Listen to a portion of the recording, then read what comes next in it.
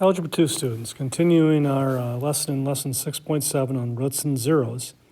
This video will be directly related to problems similar to those 7 through 16 on the 6.7 practice, which is asking you to state the possible number, keyword being possible number, of positive real zeros, which would be ones like 1, 3, 4, 5, negative real zeros, which would be like -1, -3/4, -4, and then imaginaries, which would involve I. So to find the number of possible positive real zeros, you simply count the sign changes of the function less by an even number. So if there are 3 sign changes, there could be either 3 or 1 positive real zero. For a negative real zero, you count the sign changes of p of negative x. What p of negative x will be is it'll change the sign on anything that has an odd degree or an odd power, because a negative number to an odd power would be negative. So if you have, let's say, 4 sign changes of p of negative x, you could have 4, 2, or 0 negative real zeros. The imaginaries must come in pairs, which means that it has to be an even number. You cannot have one imaginary. If you have one zero that involves an I, you need to have another pair with it. And that total zeros have to add up to whatever the degree of the equation is. So examples, these are coming from the skills practice, page 43. Number 7, I've got a cubic polynomial. And we are going to determine, I want you to do a chart like this, the number of positive reals, negative reals, and imaginaries. So first of all, we're just going to count the sign changes for the positive reals. And this is going positive, negative, negative, positive. So you can see there is 1, 2 sign changes. So the number of positive reals has to be either 2 or 0. Negative reals, we're going to do g of negative x. That will change the sign on any odd-powered term. So we'd have negative 3x to the third minus 4x squared plus 17x plus 6. And therefore, there is only one sign change there. So there will have to be one negative real. All right, so now putting this together, positive reals, you could have 2. Negative reals, you have to have 1.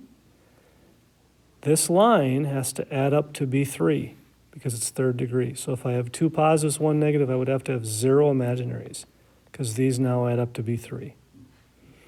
I could have 0 positive reals.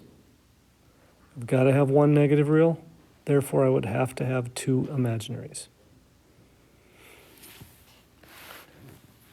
Number 11, we would count the sign changes, and there is 1 right here, so I have to have 1 positive real.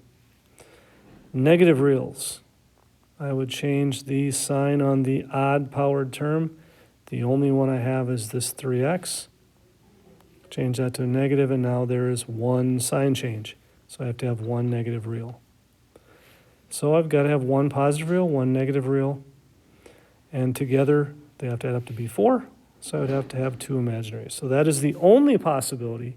That's what has to happen for that particular function. All right, next examples are on 6.7. They're asking you just to find all the zeros, which we've been doing, but now this will add up a little bit more of a guess and check, trial and error thing. Using our positive real, negative real thing, there is 1, 2, 3 sign changes there. So I have to have 3 positive real zeros. Or I could have 1. All right, negative reals, I'd have negative x cubed, negative 6x squared. negative 13x, negative 10. There would not be any sign changes if I changed those odd powered terms. So there has to be 0 negative reals. My options would then be 3, 0, and 0, because they have to be 3, or 1, 0, and 2.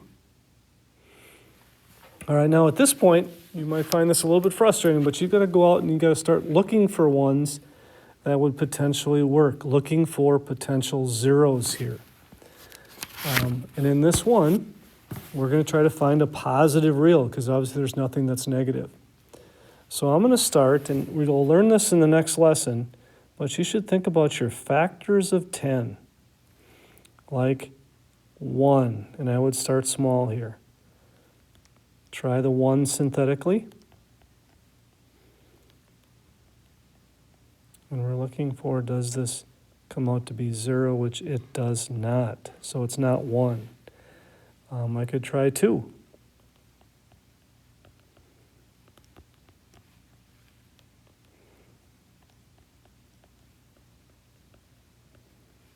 And it works, perfect. And I am left with this quadratic, x squared minus 4x plus 5. And I would need to solve that to find the other zeros of this problem. Now, I think you could try to factor this. Signs are going to be the same, 1 and 5. I don't think it's going to work. If you use the quadratic formula, you're going to have negative b plus or minus the square root of 16 minus 4 times 1 times 5. That discriminant would be a negative 4. All over 2a, which is 2. The square root of a negative 4 is 2i. If I take a 2 out of everything, I get 2 plus or minus I. Those would be your other zeros. So we've got 2, we have 2 plus I, and we have 2 minus I. We have 1 real, and we have 2 imaginary. So this is the situation we're dealing with.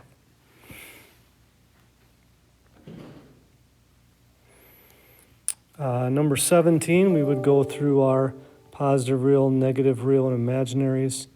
Sign changes, there is 1, 2, got to have 2 or 0.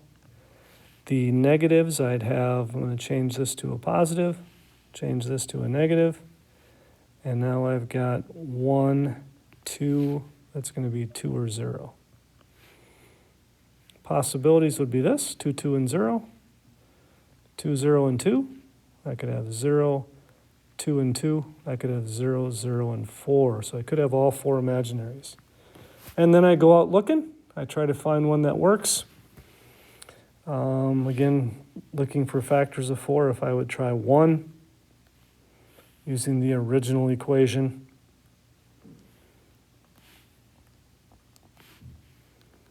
I get 1 to work.